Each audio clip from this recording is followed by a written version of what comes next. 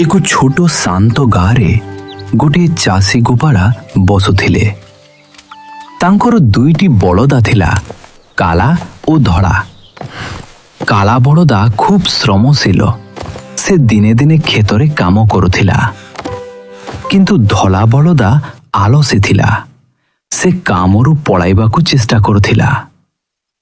एक दिन दुई जन को नहीं धड़ा बलद भाबिला असुस्थ हेबा नाटक करिदेले काम करिबाकू पड़िबो नाही।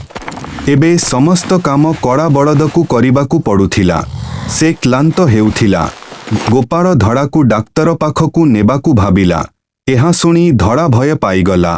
परदिन धड़ा बलद हठात भल होईगला। गोपाल सबू बुझीगला। से धड़ाकू कहिला, आलस्य शेषरे कष्ट देई थाए। सेही दिन ठारू दुई जन मिसी कठिन काम करिले ओ सबुठी खुशी आसीगला। एही गपटिरू आमे कौन शिखिले कि आमे माने आलस्य छाड़िबा, परिश्रम करिबा। जदिओ वीडियो भल लागिला लाइक करी सब्सक्राइब करिबा। धन्यवाद।